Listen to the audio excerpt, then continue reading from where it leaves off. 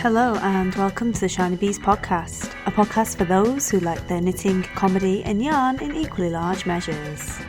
I'm your host Jo Milmine and this is episode 88, Wool Kitchen, an interview with Helen Reid. I feel a need to laugh again with you, if that's alright. I need a drink. Hello and welcome into the show. Warm and happy welcome to any new listeners that are joining us today. I hope you'll enjoy what you find here and have a bit of a giggle with us. And if you are a returning listener, thank you. I always appreciate you coming back and spending your time with me. It's been a bit of a crazy week again this week, and my voice is a little bit croaky as a result, so I have an interview that I'm going to treat you to instead of my planned episode, which will go out next week instead. I gave you last week Larissa of Travel Knitter, one half of the power couple and winner of my Best in Show award for Edinburgh Yarn Festival, and this week I'm going to give you the other half, the Hansel to her Gretel, the Batman to her Robin, the Starman to her David Bowie. This week I'm going to be interviewing Helen Reid of the Wool Kitchen. She is based in the East End of London as well. She is a yarn dyer and originally from the north of England, the wrong side of the Pennines, I add at this point, from Bradford. She's lived in London for the past sort of 15 years and she has recently become an indie dyer and dyes all kinds of beautiful colourways. Now, she was the person who got me to break my I'm not buying any 4-ply rule at Edinburgh Yarn Festival with a beautiful skein of her Urban Hints yarn, which is a gradient dyed yarn I've mentioned before on the podcast, and she's also very famous for her Ziggy colourway. And I have some interesting, exciting news about that for you towards the end of the show. So make sure you keep on listening right until the end to find out exactly what that is. She's an absolute pleasure to be around. She's very, very good fun. So I was delighted when she agreed to come on to the show and talk to all of us about her journey into becoming a hand dyer. So get your Ziggy project, get yourself a cup of tea, and we will crack on with the show.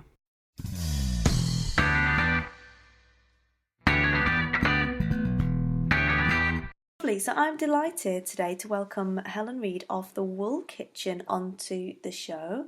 Helen's an indie dyer based in London and a fantastic northerner. So as I know how much you love northern accents, I thought she would be a great addition to the show because she's a lot of fun. So thank you very much for agreeing to come onto the show, Helen. Oh yeah, no worries at all. See, I sound more than enough. Because sometimes my friends think I sound posh because I've been in London for so long, but I don't think that's really true. No, it's not, but everyone at home always says that when you don't pronounce the flattest vowels ever in one sentence, automatically you've become posh. Yeah. So it happens to me as well. Well, that's good to know. So for those who are maybe not as familiar with you, Helen, can you tell us a little bit about you as a person and about how you came to be interested in yarny pursuits? Okay, my name is Helen and I am a mum of 2 children and I live in Walthamstow, East London, and I've been here for 15 years in Walthamstow and London, about 18 years. I come down to study and I met my now husband, Kevin. And yeah, we've lived in London. He is from London, he's from Hackney. So I stayed, leaving my family up north, which I get to see a lot. I don't remember learning to knit. My mum is a knitter. She also spins and she's taught me all of the craft that I know. So she's taught me to spin.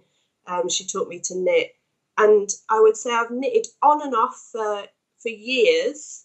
Nothing very exciting, mostly scarves, which I think is what everybody says. And then when I got pregnant with my eldest, which would be he'll be 9, I decided I would make some baby clothes, and that is when I started really reading patterns and realising that is how my brain works. I can see what is about to occur in a 3D format. I'm not a great reader. If it all came in pattern format, I would be a genius, but life doesn't. So yeah, that's kind of where I'm at. The yarn dyeing has happened because I love colour, and I am very interested in seeing what happens to yarn when you knit it, the same type of yarn, in different patterns, and the way that one piece of string can be manipulated to make lots of different things. So I'm a bit of a geek, which is fine. I'm comfortable with that. Does that answer your question? It does, and I think it's a really interesting concept there that you talked about how one piece of string or one skein can look completely different depending on how you pair it up with a pattern and how you knit it, and that's kind of almost part of the fun and part of the skill. Yeah. In particularly with the kind of yarns that you like to dye, because as you said, you do love colour. And when you say you love colour, you really, really love colour.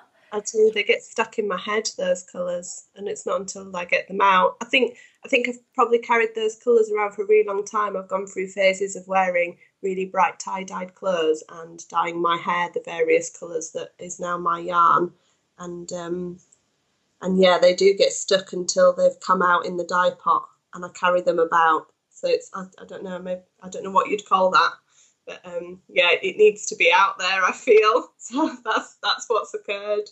I love it. Unleashing the beast. Yeah, basically. Yeah. Oh, I was going to say, I think what happened for me is that I had the boys, and I was working a really lovely number. I worked as a receptionist in a healthcare centre, and the staff were lovely, and my boss was lovely, and I used to go into work, and then I used to go, pick the kids up from nursery or school, and it all was really, really great. But there was something that was definitely suppressed, and I now know that this is what it was. That I had this desire to be more colourful and be more creative, and that's what I needed to do. And my friends at Knit Night helped me realise that. I had one night where I was eating everything in sight, saying I need to do something different. And the Wool Kitchen was born. So it's great. I'm very excited. I've been very lucky to do that. Yeah, there's the number of people I've interviewed who've said that the dyeing was kind of fulfilling a part of them creatively that maybe was missing, and even though they liked their jobs, there was just something not there. And indeed, the number of people who've been enabled by their mates at Knit Night, Yeah. or Guild, or likewise, is quite surprising. Yeah, no, maybe we're just really easily influenced, and everyone wants us to take the crazy journey that they're frightened to. I don't know, but it's good. I wouldn't have done it without them, so I'm very grateful for that. And yeah, they know that. I think. Yeah, definitely. I love that.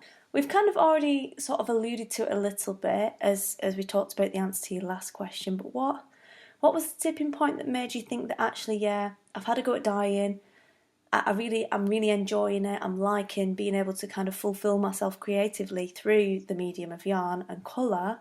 What was the point that you thought, actually, I could do this as a business? I think I've been really lucky to have the opportunity to do it.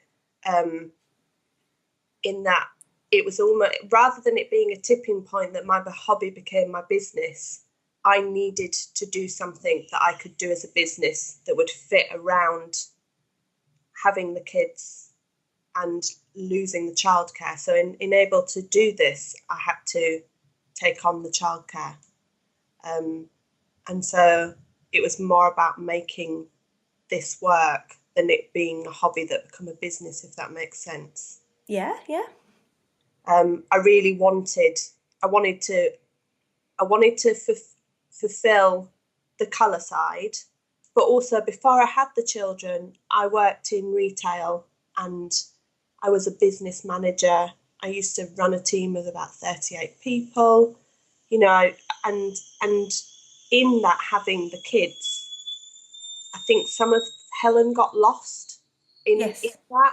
And so suddenly Thomas was due to start school, so he's my youngest, and I needed to be Helen again, and part of being Helen is being busy, being occupied, feeling fulfilled, and so that was more of a drive than it was my hobby, and so that became a business. It was that I wanted this to be a business, and it's something that I really enjoy and something that I'm good at. I'm not particularly academic, but I'm very creative, and all of my previous jobs before the kids were in a creative sector. So although it was retail, I worked in cosmetics, and before that I worked as part of the display team for Selfridges.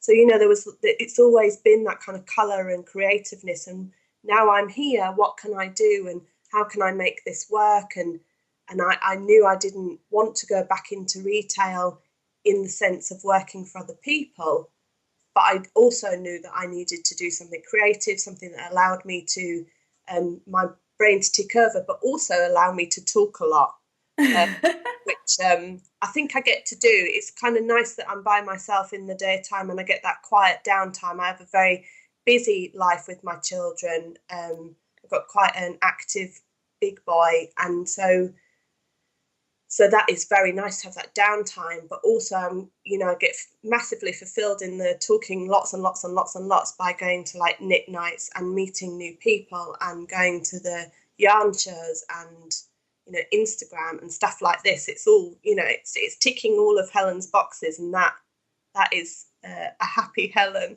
knits lots. That's, that's good. Obviously, you've talked a little bit about your general life now. You've got your boys and they're quite high energy, and you've got a very full life out when they're around. But what does a typical day look like for you?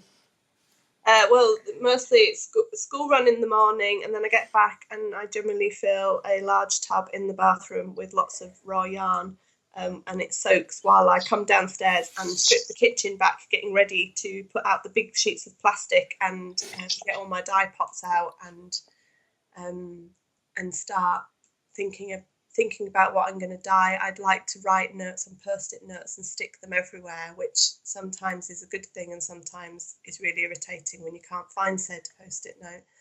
And then I have got to a stage where when I first started yarn dyeing, I was really overexcited, and I would have, say, 10 skeins, and I would dye every single one a different colour, because there was so much going on in my brain. As where now I have a collection, and so I meet the requirements of that collection. So if I've sold out of a certain yarn, then I will re-dye that colour, and then new colours come along. So they either are born because a name gets stuck in my head. So for example, Punch Drunk is a sock yarn colour, and it's a really, really bright coral orange, maybe pink. It's bright. It's really bright. Most of my colours are. And that came because the name got stuck in my head, and I really thought, what does Punch Drunk look like? If I was punch drunk in love or just really, intoxicated, how would that look? And so that's where that colour comes from. As where other colours, they will sit in my head for a while, and I play about with the dyes until they arrive, and then the naming process starts, which is it's all a bit crazy, and I am completely aware of that. But and a lot of it, I do really like a lot of humour, so I like names to be a little bit humorous or quirky or inner meanings, because I'm a bit mad. But that's absolutely fine. Oh dear. And then once the day is over, so once I've had my fun of dyeing, I then pick the kids up, and it's dinner time and book time and bath time and bedtime, and then there's normally some rinsing out to do of yarn and drying, and then I like to sit down in the evening and I try and knit for at least an hour a day. I really find it helps me to unwind. My hands need to be busy. And then throughout the week, there'll be updates or taking my own photos, which I need to get better at, really. I think I'm going to have to invest in some proper equipment for that now. And that is kind of how it is. And then the weekends are different again. They're family time, and taking the boys out and running some of that energy off. It's good. Cool. So you've talked a little bit already about your creative process.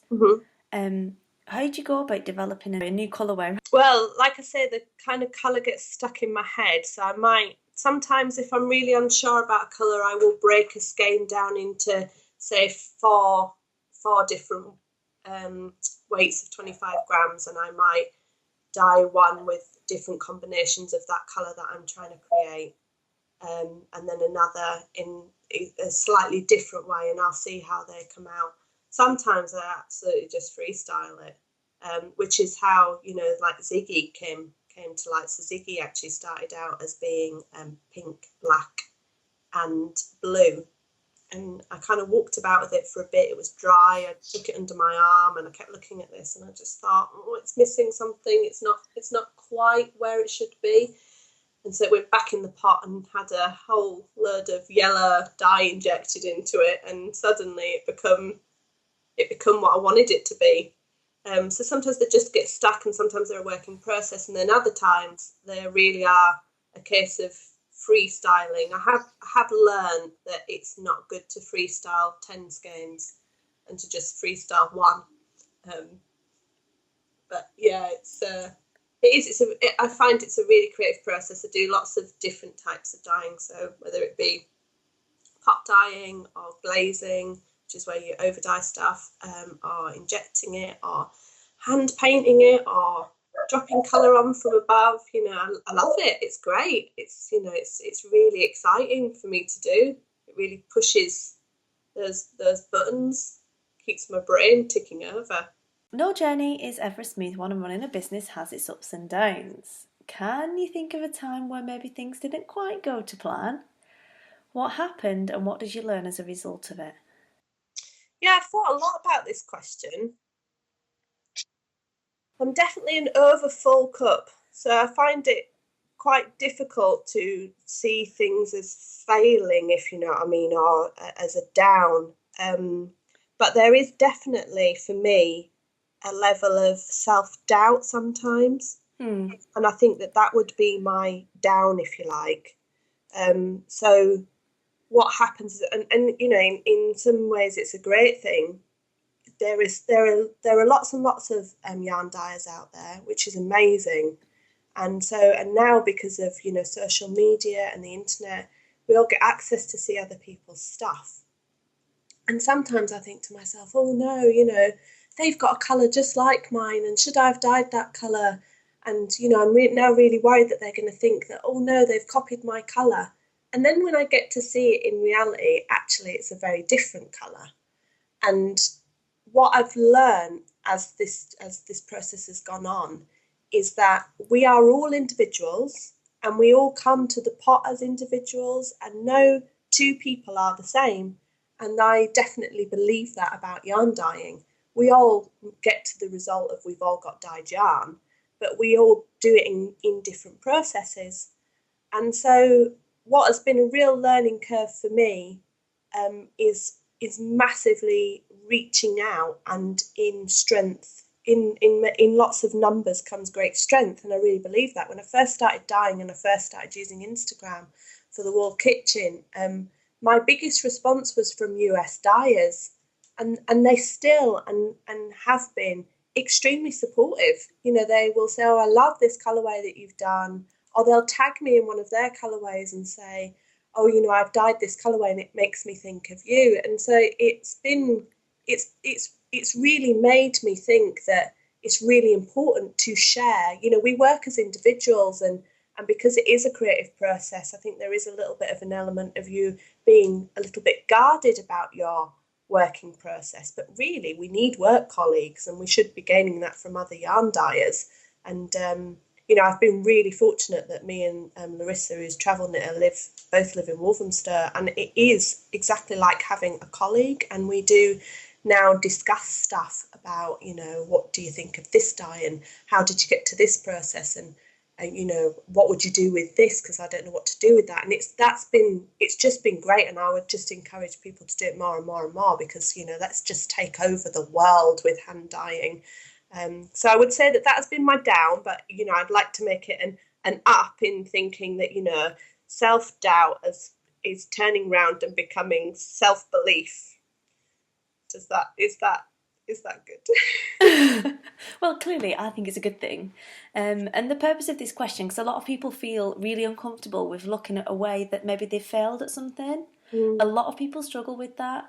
And I never get it because I was in the military and you always look for things that you didn't do as well. Even if everything went fine, you always look for things that didn't quite go as well as they could have and iterate on that and say, right, okay, well, what can we do differently? How would you approach it this time? Yeah. So you learn from it. And it's not about maybe a negative question to ask. It's more about, okay, you've been through this and it wasn't ideal, doubting yourself isn't ideal. But how did you overcome it? What did you learn from it? How can other people take what your experience and move forward with that? So the points I think that you brought out about, reaching out to other people and, those business relationships and friendships outside of business even it's a really important part of running a business. And I think it's something anyone can learn from.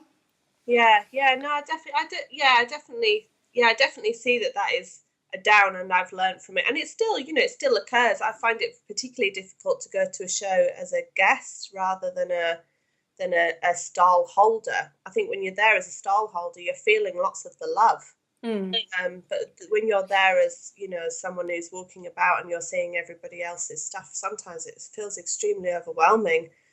Thinking, am I doing the right thing? Am I dyeing the right colourways? And what I'm learning as I go on is that actually it's absolutely fine to be true to myself and stick with the fact that I am a bright dyer and I love it, and that's great. And there will be people who love my yarn. There will be people who think, oh, it's not for them, and that is also absolutely fine.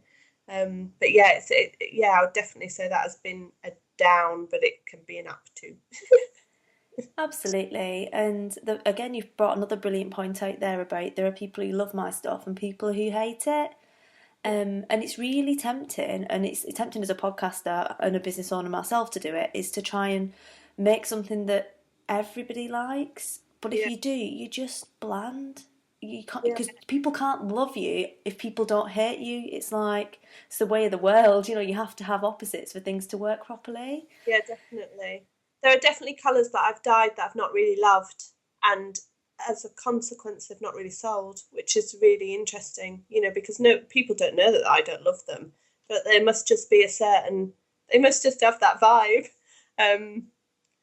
So yeah, I think it's really true to kind of stay true to yourself and think, okay, well, we're all individual, and we find our people, don't we? You do. We're not. The world is not friends with everybody, and we all have our people that we find and that we communicate best with, and that's really encouraging. Yeah, definitely. And I always come back to this point about hand-dyed yarn, as it being a work of art, and you're not buying wool, you're sort of buying some of the person, really. Yeah, completely. rather than just a product. Yeah, it's true. It's really true. You are buying a bit of Helen, which is a bit crazy in colour. Woo! And I've got some Helen. I've got Helen's on the Rebel shelf along with the Countess. Yay! Helen's yarn won't go in the box either. We're on the best shelf. Yeah, I'll put it there for my visitors to admire. Oh, brilliant. Oh, brilliant. Well, that's really interesting chat about stuff that you've learnt there. So let's take it to the high point then, because we like to have opposites, as I've said. And what has been the best thing that's happened so far? I'm completely overwhelmed by the response to stuff like Ziggy. It's my bestseller, and then Starman pattern. That's been incredible, and the Urban Hints cakes and the shawl pattern for that, and the knit along. So that's, I'm still riding that high. Yarn in the City. I did the Yarn in the City show, which was my first show, and I was just amazed by how many people knew who I was, which in some ways was a little bit scary, that suddenly everybody knew who Helen was. But in the same instance, it was just incredible. It's extremely overwhelming, and I met so many lovely people. So many, there wasn't a single person that I didn't think was lovely, which it is making me really excited about Edinburgh, because I now know even more people through the aid of social media, and the people I got to meet at Yarn in the City are going to be at Edinburgh, and I'm really excited to, have a squeeze. I get to squeeze Jo on her birthday. That's exciting. Where else would I get to do that? So totally coming for a cuddle. Yeah, you know it. So yeah, I would say definitely a high point for me has been meeting lots and lots of people that I relate to and that get really excited about wool and yarn and fibre and colour, and yeah, it's been great. I'm high. I love it. Definitely nothing to do with all the dye dust in your kitchen. Ouch. I think it's vinegar actually makes me a bit crazier. Oh, definitely. So, which one thing then that you know now did you wish you had known when you first picked up a ball of yarn? How important attention swatch is. It's as simple as that. Loads of people say that. Loads of people say that. It's so true. I remember, what did I knit? I knitted a Vogue pattern for my sister once. It was one of my first big projects that I'd done. And I knitted it. I did all the measurement sizes, and I didn't do a tension swatch. And I used the recommended yarn and the recommended needle size. And I am a very loose knitter. I'm a really, really loose knitter. So this thing, by all accounts now, I think should have been massive. It was tiny. It's absolutely tiny. You could have put a 6-year-old in it, which would have been inappropriate because there wasn't enough of it, really. So yeah, definitely tension swatching is really, really, really important. Really, I really wish I'd have listened to the instructions at the top of the paper saying this is your recommended tension swatch, because I drop a whole needle size for most patterns. So that's it's a whole lot less yarn than I would use if I'd have just gone on the recommended needle size to begin with. So that's, the tight northerner has kicked in there. Get to save money on yarn. So yeah, that I definitely tension swatching. I love it. So, taking it from the first ball of yarn then to your Desert Island Skein. If you were going to be marooned on a desert island and could only take one skein or ball of yarn, what would you take and why? I would take a ball of Ziggy, of course, which is a BFL and bamboo mix. And I thought very hard about this question, and I've decided that the reason I would take that ball is because the bamboo is antibacterial and would be great for washing my armpits for when I get rescued. So that Nothing if not practical, Helen. But no, it's a good versatile yarn. It's strong. I could use it to tie rafts together. And of course, it would remind me of all my friends that would be looking for me, clearly, because I hadn't been in contact on social media for several days. The shop's empty. Where's she gone? Yeah. Definitely. Cool. Okay then. So taking it from incredibly practical choices of very brightly coloured yarn to resources. What is your favourite or your go-to resource for yarn craft or business that you couldn't do without? Well, my biggest user is Instagram. That is my main forum of communication and general woolhead stalking. However, I do use Ravelry a lot, which I think, a lot of us yarnies do. And what I really like about that is if I see a pattern that I want to knit, I think it's really useful to look at other people's patterns that they've, their knitting that they've done of that pattern. And from that, you gain lots of information, like you need to add another 2 inches to the armhole, otherwise you're going to end up with a boob hammock. So and also,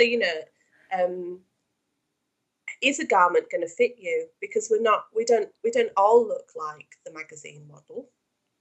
Very little people do. So, is it going to suit my shape? Is it going to catch on my hips because they're bigger than my shoulders? Or am I just going to, do I need a bust to wear this? So it's just really useful to be able to look at other people's projects and see, is this the right thing for me to knit? Because you invest so much time in knitting. I mean, there is this just general belief that we can just knock stuff up, but that's not really true. It all falls into the, can you knit me a jumper for Christmas and I'll give you a tenner? So if you're going to invest the time in doing the project, you've got to love it. So yeah, Ravelry is great for that, but it's not my main form of communication. It's definitely Instagram, and I've gained a lot from Instagram, a lot of friendships. I'm constantly told off by my big child that I shouldn't be talking to strangers online, which he does have a point. But we're all wool strangers, so it's absolutely fine. We're not crazy or anything. No, definitely not. Don't carry sharp implements in our bags and, talk a lot and grope each other's clothes. That doesn't happen. No, definitely. Talk me through boob hammock.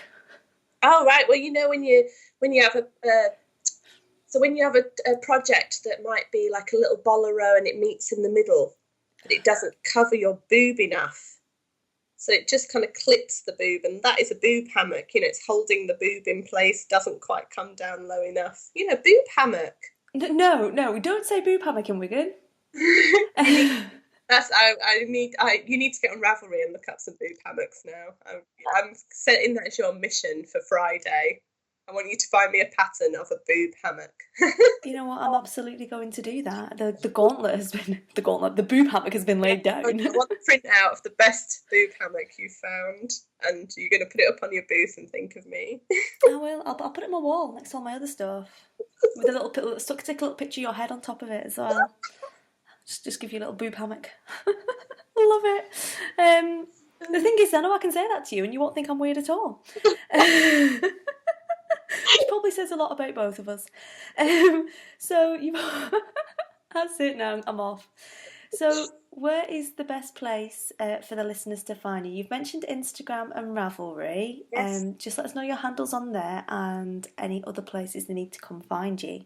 So I am the Wool Kitchen on all of social media and Ravelry, and I also have an Etsy shop, which is the Wool Kitchen on Etsy. That's where I use to sell my yarn online. And I'm also stocked in Wild and Woolly in Hackney and in Fluff in Dundee. But yeah, my biggest one is Instagram. So do come over and say hi. I'm not frightened to follow you. So yeah, that's exciting. I like to see what people are up to. I've met a lot of people through it. I love that. I'm not frightened to follow you down the street, home from work, or just on the internet. I'm going to follow you around IKEA, just if you want. Oh, brilliant. So do you have any parting words of advice for those who are maybe considering getting into hand dyeing? Yeah, I'd give it a go. See what happens. Don't be scared of it. Do lots of reading, and there's some great craftsy tutorials, and if you want to book yourself on a dye workshop, then do, and just talk to loads of people and you'll find your own groove. There's lots of us out there. I think don't hold back. If you're chomping at the bit and you think I could do this, then I would say do it. It's definitely been a game changer for me. I've met incredible people, and it just feels like it's going on and on and on. And I've definitely gained a level of independence that I didn't think existed anymore. So yeah, do it. It's great. Fantastic, thanks. And let's get excited. Mm-hmm. Not that I don't think we've already been excitable enough, Okay. but let's get even more excited. What's next for you? What can the listeners look forward to from the Wool Kitchen in the next few months? Well, my big plan is to move the kitchen out into the garden, into a shed, if I can do that, which would be really exciting for me. So to have my own space. And then I do have a couple of patterns that might be locked in my head, which Amelia I'm sure we'll wrangle out. She's woolen words. I'm sure she'll prize them out at some point. And then I've been thinking about some new colours. Actually, I've jumped a bit forward to autumn. I seem to have them stuck in my head, so I might have to can them for a bit and come back to them. But I'm going to be in Edinburgh. That's the most exciting thing. That is what is next for my business, that I'm going to get to squeeze loads of wool heads that I've met on social media. So I'm most excited about that. Really excited. I love it. I can't wait. No, I can't. It's your birthday. I know, it is my birthday. We're going for gin. I'll send you details. Awesome. Well, thank you so much for agreeing to come on the show, Helen. It's been an absolute delight chatting with you. Thanks for asking me. No worries.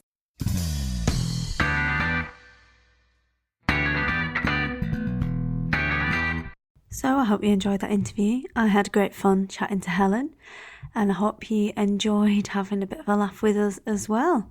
Now, I said at the beginning you needed to hang on until the end and stick with me, and here's the reason why. I'm not sure how clever of an idea this was, because if she does indeed end up on a desert island, she won't have a desert island skein to take with her. But Helen has given us her actual desert island skein as a giveaway. So I have a skein of Ziggy, and it has been dyed onto her 80% superwash blue face Leicester and 20% bamboo base, as we discussed. And I have it in my hand. It's lovely. It's got a beautiful shine on it from the bamboo, and it's a riot, an absolute riot of colour.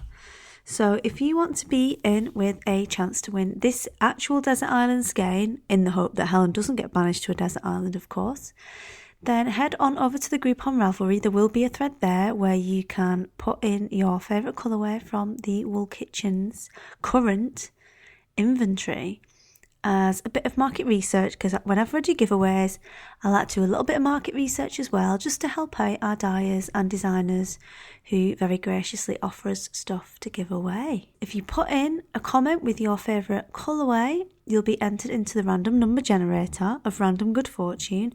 Not entirely random because it is a computer, but as random as you can get on the internet. And I will draw a winner for that on or after, probably after the 22nd of April. So as I say, get over to Ravelry, get into the group, let me know what your favourite colourway is from Helen's shop. I will hyperlink her shop at the top of the thread so you can find it easily if you don't already have it bookmarked, and let's face it, who wouldn't? I've already fallen foul of her yarny charms already. And you'll be entered into the prize draw. So thank you very much to Helen for offering that brilliant prize for us this episode. So that is all I've got time for this week. I hope you've enjoyed the show, and I look forward to speaking to all of you again next week. In the meantime, have a great week, happy crafting, and I will speak to you all again soon. Bye.